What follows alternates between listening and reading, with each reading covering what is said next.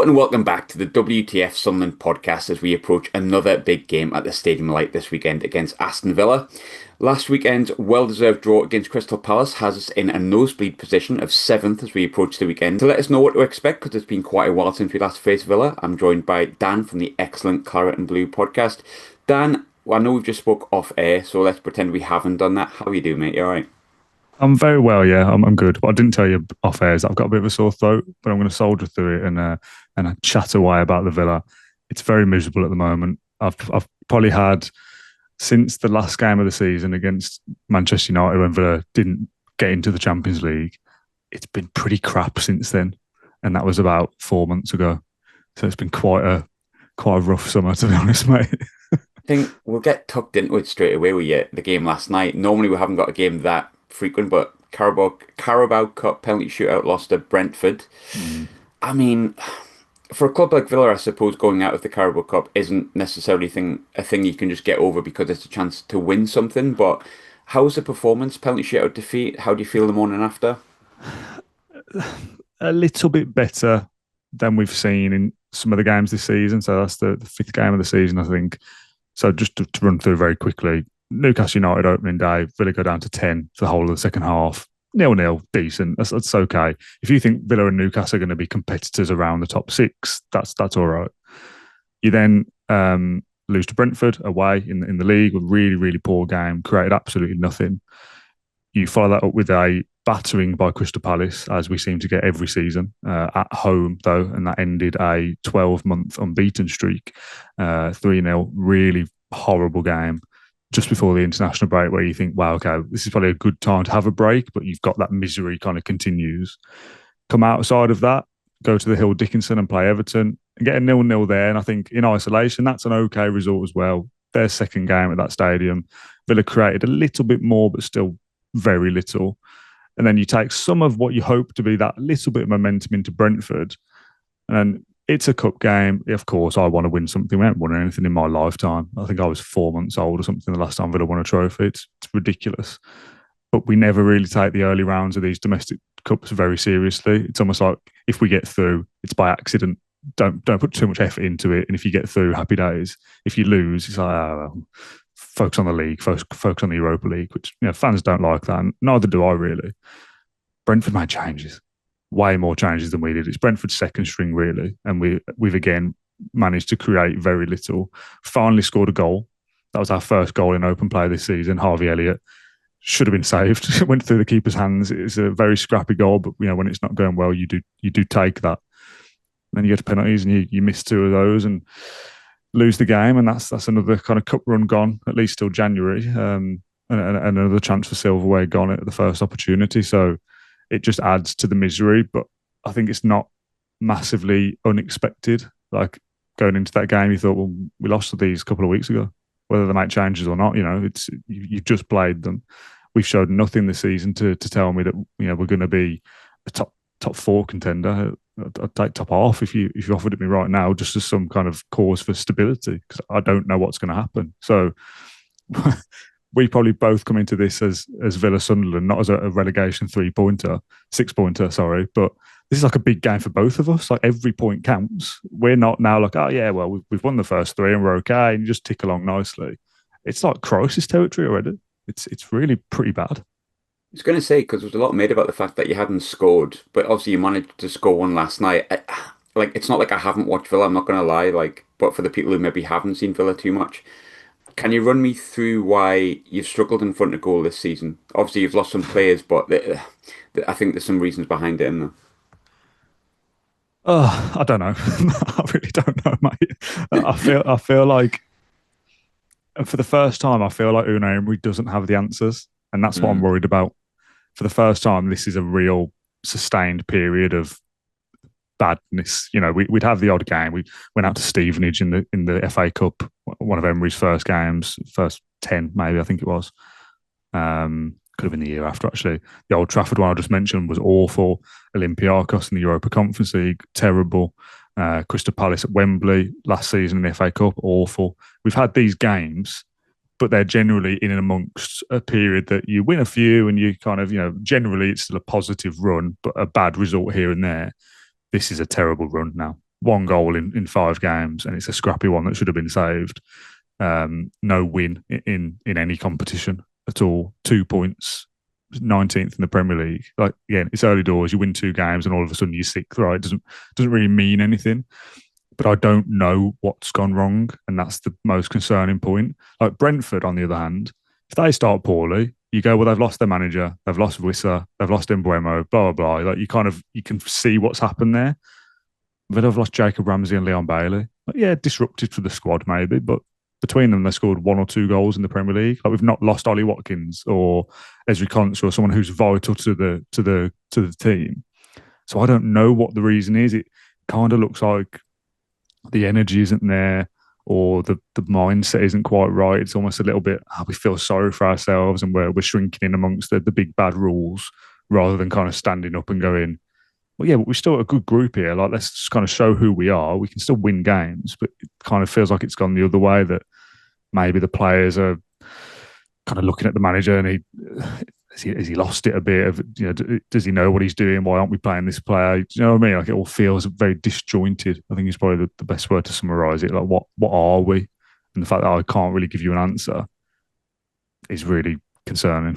I was going to say, like, I feel like there's been a lot made about FFP, and I'm not going to pretend to be like a financial expert. Ultimately, I'll pay interest in it when Sunderland have to take real interest in it. At the minute, we seem all right, and I've got a vague idea of it, but like, it feels like McGinn, obviously the Martinez situation, everyone's seen, Watkins, all linked with moves in the summer. The Ramsey move was allegedly something that could have had something to do with FFP. Can you run me through what's going on with Villa at the minute in terms of like why the letters FFP, which I've said 3 times in the past 10 seconds, has become like aligned with the club? Because why is that affecting you, and how much is the fact you didn't get in the Champions League also affecting that? Because obviously you've lost quite a bit with that as well. Yeah. Oh, it certainly shows that your club is a club that's not that interested in it, because it's PSR now, apparently. Is it PSR? There we go. Yeah. It's basically exactly the same thing. Profit and sustainability rules is what it stands for, rather than financial fair play, because let's face it, it's not fair, is it? What the rules suggest.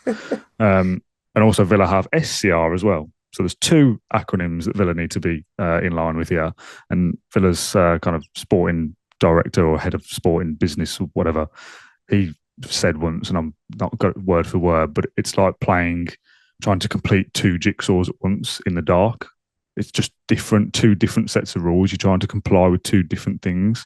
So PSR wants you to make more profit than you spend effectively. So you can't spend beyond your means, which is absolutely fair enough. Like, I'm not suggesting for 1 minute I want Villa to go and spend £1 billion every transfer window. It's ridiculous. But you qualify for the Champions League, you shouldn't have to sell players. You qualify for the Europa League, you shouldn't have to sell players. Like, you should be able to build on that success and go again with another 50, 60, 70 million. You should be able to supplement that. Villa have spent about 25 this year, and we've made money. So we're compliant within PSR because we're not, over the course of 3 years, we haven't made a loss bigger than you are allowed to lose. So we're fine on that front. SCR is your squad cost ratio, which is UEFA's rules, which is different to the Premier League, and because we're in Europe. So if you're not in Europe, you can actually spend more, which is crazy. Because when you're in Europe, you need to spend more to sustain being in Europe, right? You need a bigger squad.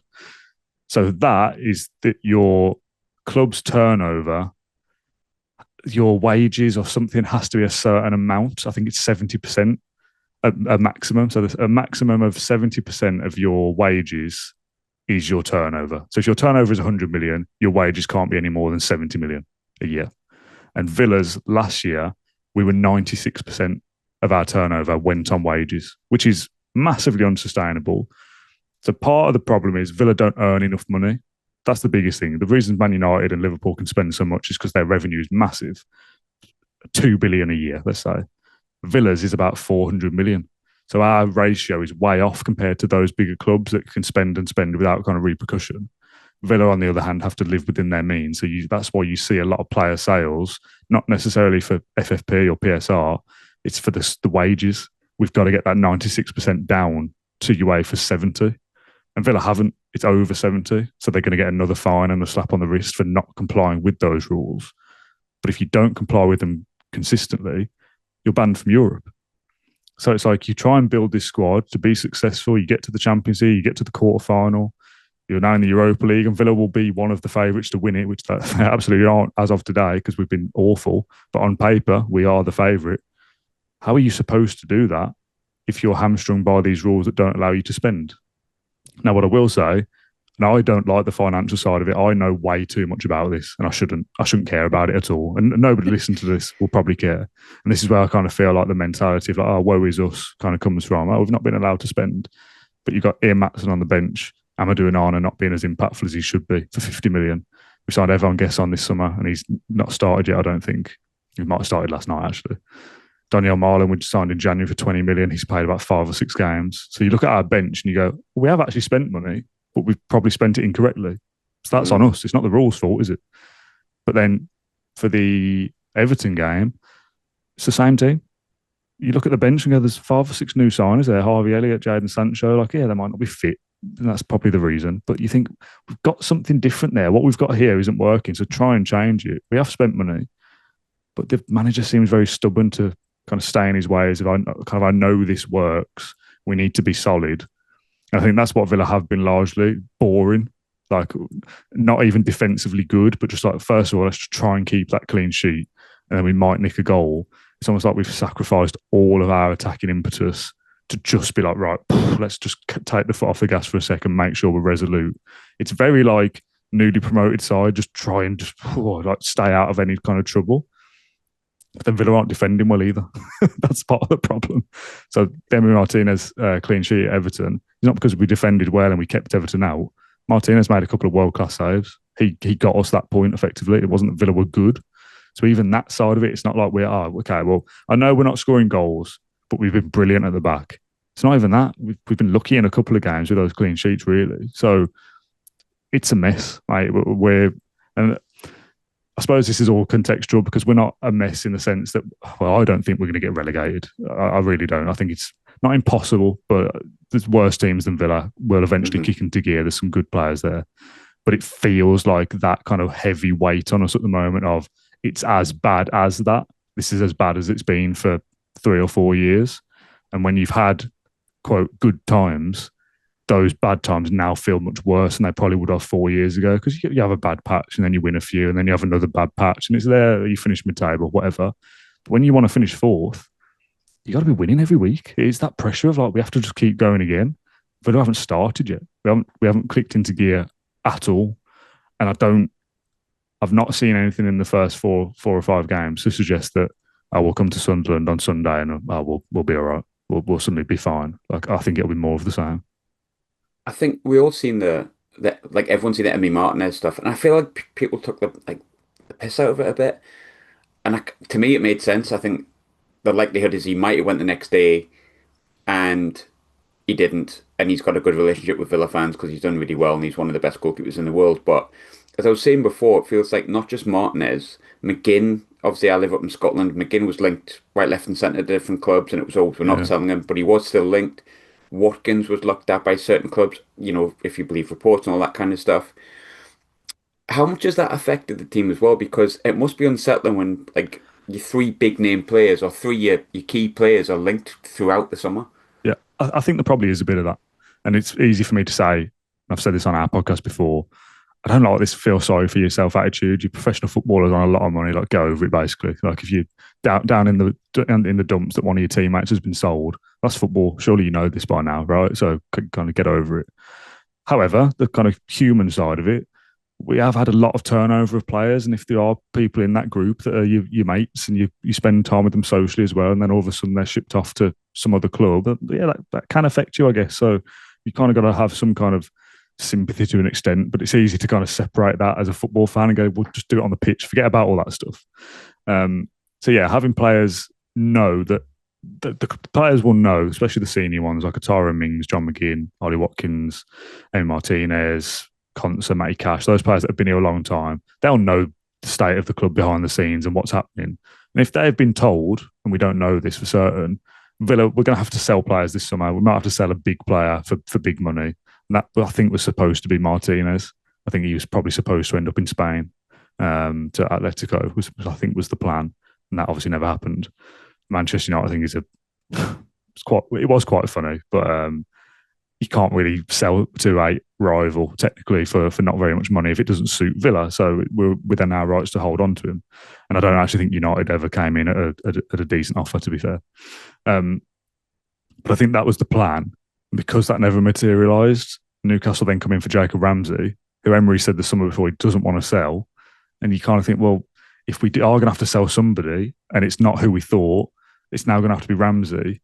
And if he's a well-liked character and he's one of our own, that maybe does affect the team to be a bit like, oh, like, what are we doing here? Like, and I think there is that sense of the rules, and I don't like to keep going on about it because it shouldn't be this at all, but it does feel unfair. Like, why are we having to do that? Is this the state of the game now that we are competitive but have to sell somebody to try and remain competitive? How does that work?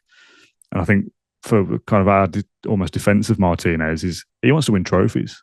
He wants to win the league. He wants to win the Champions League. Let's face it, he ain't going to do that at Villa. He ain't going to win the Carabao Cup at Villa because we could go out in the first round, right? So if his ambition is to be better than us, either you have to leave, or 20, 15 years ago, that club signs loads more players and you get better as a group. But because the rules these days don't allow that, he's probably sitting there thinking, well, last year we fell short in the semi-final of the FA Cup, quarter-final of the Champions League. We're not going to win the league, right? So if I want to realise my ambitions, it's not going to be at Villa because they can't spend the money that is required to fulfil my ambitions. So to be fair, like I get that. Like if you want to move on because you don't feel Villa is good for your career anymore, that's fine. But that's the kind of situation that we live in. That it's almost like you get so far, and then the big hand comes in and pulls you away and says, "All right, that's enough. Like steady on, stay in your lane. You're not allowed to be up there." Let's say you guys stayed up this year, reinvested again well next year, finished mid-table, and the following year you finish sixth. You'll have spent a lot of money in that 3-year period, and you'll be in the Europa League, and you'll have to sell, and you'll have to sell again, and you have to sell again. And some clubs do that well, right? Some clubs do that better than others. Like you look at Forest spending loads of money, but they'll probably sell Gibbs White next summer for 100 million and be okay again, and spend a load of money, and then sell somebody else the year after and spend a load of money. So it can be done. But Villa have wanted to keep hold of that core group because they know they're good, rejecting offers or rejecting interest for Watkins or Morgan Rogers or whoever because they know where they want to keep them. And they've been rewarded by that faith so far in the first 5 games by 5 no-shows. Ollie Watkins has done nothing. Morgan Rogers can barely control a ball. Like you're keeping hold of these players to kind of keep the squad together. But when they're not performing, you kind of think, well, at some stage, you do sell Morgan Rogers for 80 million because that will allow us to reinvest in the rest of the squad because it needs a refresh. It's stale. What we've got now is completely stale. Do you feel like Emery's, and this is a really easy observation for me to make, and it's probably not that accurate because I'll never know because I'm not involved with Villa, don't watch them regularly, don't watch every press conference, but that press conference before the Palace game when he just kept repeating Bizot, like repeatedly, like some of his interviews are really funny, but that was the first one I watched when I went, is he having a laugh or is he feeling a bit of pressure? Like, does it feel like that or is that just what he's like? I think that's a bit just what he's like. He can be a bit, not spiky, he's probably a bit too far the other way, but he's a bit towards that of a bit. Hilarious. It's all around the Martinez stuff. So he's, they're asking, they want the line of, is he going to United or is he not? And he's going, look, Marco Bizot, right? He's my goalkeeper. Because of his, don't just say broken English because it's better than it used to be, but if he wanted to extend that answer out, it'd be like, look, I'm focused on Marco Bizot. He's our goalkeeper. I've got every faith he's going to play well tonight. But he's just going, Marco Bizot. Oh, is it Martinez? Marco Bizot. It's like, okay, mate, calm down a bit. But I think there is a little bit of a sense of some kind of pressure, maybe. The words coming out of the club and the dressing room is like this, we're all together and we understand it's difficult times, but, it's a good group and et cetera. But kind of feels like, yeah, but is it though? Because you hear these things very often. We want to go out and win a trophy this year. We'll show up then against Brentford in the first round. Like, do you really want it? Do you know what I mean? Like, you say one thing, but you're kind of performing in a different way. I think with some of Emery's lines, it's very kind of his pressers go through the motions a little bit. Like if you've listened to one Unai Emery press conference, you've kind of heard them all. He'll kind of go through the same things. We want to be dominant in possession. We want to control the game. We want to kind of work in our own way. We want to have our own plan. And it's like, yeah, that's all fine. But what is that plan? And if that plan's not working, what's your plan B? Because I ain't seen one yet. It feels like that unrest because I remember when Ramsey got sold, was it McGinn and Tyrone Mings McGinn and said Mings, yeah. something online, and that also doesn't bode well. I mean, I understand it. Like, we touched on before, like when you've got friends in the dressing room and fans don't know the full reasons why they've gone, but that's not helpful either, is it? When you've got two massive and very well liked and Yeah, respectable yeah. characters in McGinn and Mings. I think it kind of because we don't know the real reason what they're talking about, we can only speculate, Mm, right? If they're saying effectively he's had to go because the rules are bad, that, for Villa fans that's actually quite good because it's kind of like they get it then, and they're like you say they're both popular. They're saying what we think, so they get it.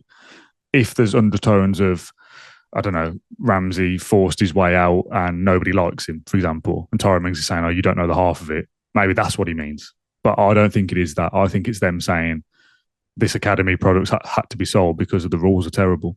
And we feel your pain as well. We get it, right? We don't want to lose him, and none of us want to lose him. Now, Ramsey as a footballer, by the way, hasn't really done much for the last 18 months to be worthy of a £40 million player anyway, in my opinion. So I'm a little bit like, yeah, whatever. Would we have won more games now if Jacob Ramsey was playing for us? I don't think so. I don't think it's as simple as that. So there's got to be change. And I think for me, there's an understanding that there is a lot of players here now who have been here for 4 or 5 years, and you don't get that very often these days in the Premier League, where players are there for that long of a time. And it probably does get a bit stale. They've probably heard. If I've heard Unai Emery's press conferences and feel like I've heard that before, are they sitting in these team meetings going, oh, "I've heard that before"? Like, come on, Gaffer, like give us something new. It's all gone a little bit stale. I've got to try and be a little bit positive here somehow.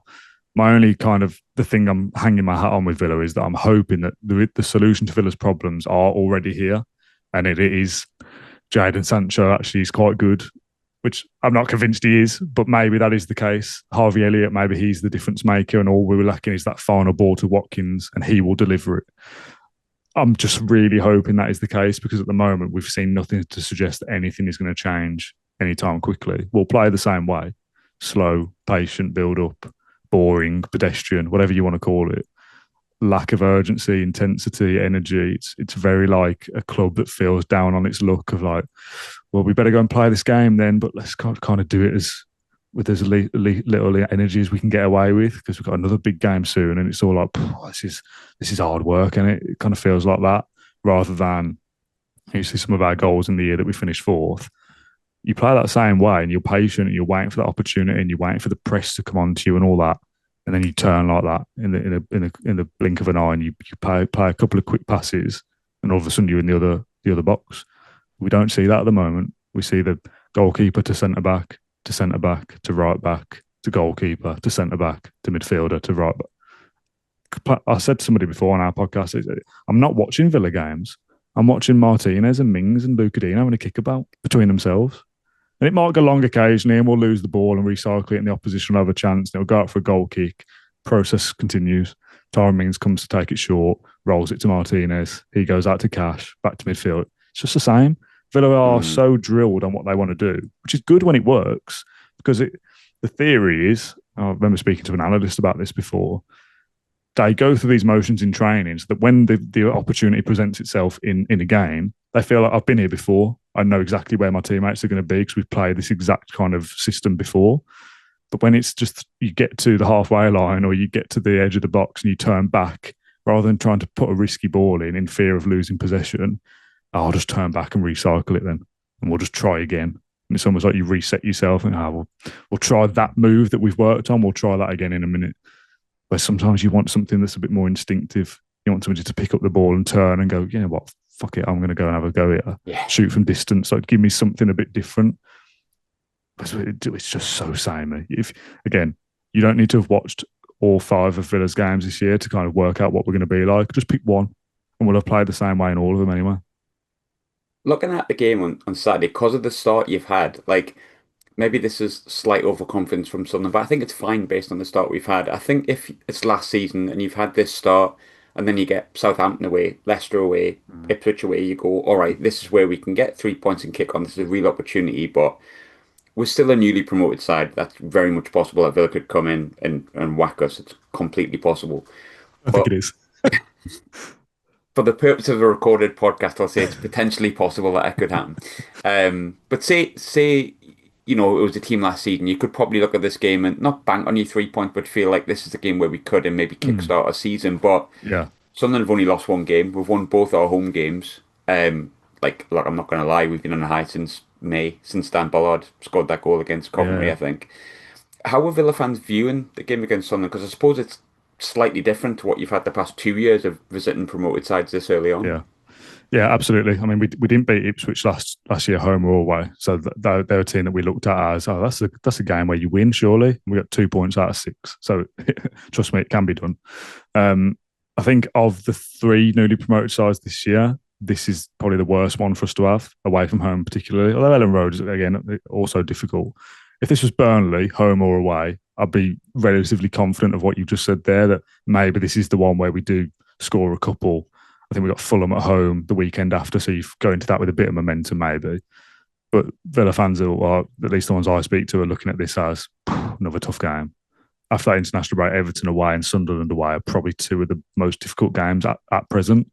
No, that's not to say that you and Everton are going to finish in the top 4. But at your home stadiums, it's Everton's second game there. They've been on a high this season. Jack Grealish has been playing well. Good vibes there. Sunderland have got promoted through the playoffs, which is always nice, isn't it? That keeps you on a high for a long period of time. You start the season poorly, that dissipates very quickly, but you haven't. You started very well, particularly at home. So for us to be another game here and kind of ropey Aston Villa turn up, I'd absolutely be looking at it from your side of things going, we might be able to win 3 games out of 3 at home here, because Villa are in a bad moment, to use a kind of newly formed coaching phrase, which is just a bad moment, mate. That's all it is. You're in a good moment then. You've looked good, like you say, you've only lost 1. Like, you're the polar opposite to what we are right now. Togetherness, unity, energy, intensity, positivity. It's exactly the opposite of what Villa are. So if things play out in the way that you expect them to do, which football is not that simple, otherwise none of us would be here, Sunderland will beat Villa based off all those things. I'm just hoping that because football doesn't work like that, maybe Villa do finally find something. Maybe Ollie Watkins puts his lucky pants on Sunday morning and he scores a hat-trick and things are just different. I don't know. I just hope that things change. So, yeah, if this was Burnley away or Burnley at home, I'd be going, oh, it should be okay here. Leeds at home, yeah, should be okay here. But Leeds away or Sunderland away, the 3 promoted teams are better than the ones that went down last year. I'd actually got Sunderland to be 19th in my pre-season predictions. And that still could happen, right? You started well, but it can all go tits up. But I had Leeds to stay up of the 3. I think I've probably backed the wrong horse. I think Sunderland might be the one to stay up out of the 3. Burnley won't. They'll be doomed. I'm pretty certain of that. But Sunderland have got a decent chance of being that team that is better than West Ham, Wolves, and be like, you know, no higher than 15th or 14th, but just be like pretty comfortably safe. And then you can maybe do, well, the intention for you, I suspect, would be to do what Forest did. Come up, stay up, and then all of a sudden, whoa, where did that come from? And you do finish 8th or something, and then you go again and you start to build something and you get the money coming in and you're not hampered by these rules just yet because you've got a bit of leeway.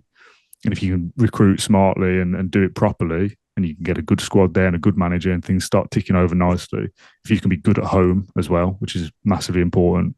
And if you get, how many games is it? How many points is it at home? 50 odd. If you can get 30 odd points at home, you know, that's enough to stay up on its own, isn't it? Pretty much, really. So that can give you a good, consistent kind of building block as well. So, yeah, I don't know whether you can tell, but I'm worried. I'm worried about this game, and I shouldn't. No disrespect, I shouldn't be. Really, Villa I get that. are the 4th best team in England since Emery arrived almost 3 years ago. I should be looking at a newly promoted team and going, well, it should be all right to beat them though. Like, our squad should be better than yours, but football doesn't work like that, and our squad looks terrible. So I'm worried. No, you're right in what you're saying. I think at the start of the season, look at the first 5 games, they went, all right, it gets hard at Palace and Villa. And Villa was like the one game where I was like, all right, okay, that might be the time I have to suck it up. Whereas I'm going into the game thinking, well, yeah, you never know. But then again, football doesn't work like that. I've got 2 more for you. The standard bearer questions that I ask every week that are still my favourite. Who's the one player you take from Sunderland's team to put into Villa's squad for whatever reason it may be? Oh, I've got your squad up here on the monitor next to me. I think a genuine answer, first of all, might be somebody like Xhaka, which I know is a bit boring because it's probably easy to say he's one of your better players already. He is good. I've got no fit midfielders. So that's the start, isn't it? Him coming in, he would play because we've got nobody else. Xhaka and McGinn in midfield, maybe. That's got a bit of bite about it. A bit of leadership, bit of experience. A good signing for Sunderland, that, I think. I really think that's a good signing. But genuinely, and not to kind of be too jokey and kind of piss-takey, right now, almost any of these would play for us because we're that bad. I don't mean that because your players are that bad, but you know what I mean? It's getting too much confidence at them. It's so stale for us at the moment that you can pluck a couple of these players from your squad and stick them in our team. And they might just be different. You know, Lefay, Harrison Jones. I'm just reading names now that are in front of me. Chris Rigg, Habib Diarra, whatever. Just throw them in there. Like, it's just different. That's what Villa haven't had because we've not played any of the new signings, really, as I've kind of touched on before. It just feels like a continuation of last season. We've not had that fresh start feeling at the start of the season or that first international break. You don't go, oh, yeah, okay, Harvey Elliott's playing well now. And I'm hoping all that will come with time. Like, he's only been here a week or whatever. But because it's so stale, I'd almost just take anything just to say, right there, just try that. Like, just throw things into the mix, who knows? So, proper answer, I do think Xhaka probably could do a job, but to kind of joke around a little bit, genuinely, just give me anybody, mate. Give me a Dingra, put him in there. Fresh face. Yeah, Bertrand Traore, bring him back. He'll score at the weekend, guaranteed. Completely forgot that we'd signed him and he's played for Villa because I read a thing. I kind of half remember him being at Villa, but I don't know much about Traore. Yeah, apparently in lockdown he was absolutely class, but only in lockdown. Yes, he's one of those. We always say wingers are quite flaky, have a good game and then have a bad game. That's quite common anyway. And I don't think he's a very good footballer generally. That's why he's not over Villa anymore because Villa got better than he was at that time. Scored a couple of great bangers, yeah. A couple of really nice, tidy finishes and a couple of like worldies as well. So he's got a goal in him. He's one of those players that could do nothing all game and then score out of nowhere and you go, ooh, I kind of feel like he was playing. So he'll score the weekend. Put your money on that. If he plays, I don't know if he's fit. You don't, to be honest, either, mate, to be honest. But I think he's on the bench. I could be wrong. I don't know. I'm going to go with, I think it'll be a draw. I actually weirdly fancy another 0-0, which is not really that interesting. But I think, would I take it? 7 points from the first 3 games? Yeah, you know what? I'll take that, yeah. I think you'll get better. And I think if we get a result at this moment in time, you'll go, okay, Villa's not playing well. We're playing quite well. Could it have been more? But I think by the end of the season, you'll go, right, Villa at home, point. Yeah, that was a good point because I think you'll get better. Yeah, I'd agree with that. A boring 0-0. It's on Sky, isn't it? Or TNT, so probably going to be a boring game. How it goes. Yeah, I always back Villa to win in every prediction, even in the really tough games. So I obviously don't get many predictions right. So I changed that for the Everton game and predicted just to lose for the first time ever, probably, to kind of try and reverse that. And they ended up with a draw. So it doesn't mean anything. I've got no influence here whatsoever. In isolation, I think Sunderland will be okay. I'm not suggesting they're going to be amazing, but I don't think they'll go down. Is a draw away at Sunderland a good result in the context of the season? Probably not, if Villa want to be properly up there. But right now, is it good enough to just kind of eke through another week? Maybe. I think we absolutely must not lose. That would kill any kind of hope of maybe things will change soon. If Everton wasn't great, then you lose to Brentford and Sunderland in a week when this was supposed to be international break's done now, fresh start, clean slate, let's go again. Bang, you've lost twice. You go, oh, Christ, what is going on here? So losing would be, relatively to Villa, pretty catastrophic, I think. So definitely don't lose. I think Villa will be set up again to kind of try and be hard to beat. Midfield options are really light, so we're not going to have much there at all. You've just got to hope that options of Marlon, Gesson, Sancho, Elliott, Rogers, Buendia, those 6 will play in behind Watkins. Not all of them. 3 of them will play in behind Watkins. Whatever combination is picked, someone's just got to take the game by the scruff of the neck and say, right, I'm better than this. We're better than this. And I hope if that's the case, Villa can nick something and maybe a 2-1, 1-0, maybe. Will you score, do you think? It's recorded, isn't it? But yes, I'll say yes. Yeah, you think you'll score? Okay. So we've got to get 2 to win, or we score 2 in a game. Well, I said 0-0, didn't I? And then I went and said we'll score, so I don't know what I'm talking about here. If you score, we'll score. Okay. If you don't score, we won't score. Okay. Oh, do we just take the 0-0 then and get on with our lives? Potentially, yeah. I don't know. Villa might nick it. Villa might nick it, maybe. But I think if you really said, right, go and put some money on this, I'd probably go draw as well. Yeah, I fancy a draw, actually. Helps us. Doesn't really do much for you, but yeah, extends the misery for another week. Keeps our positivity going for one more week. Yeah. Such as football. But Dan, good chatting, mate. Thanks very much. All good, mate. Thank you for having me on. Appreciate it.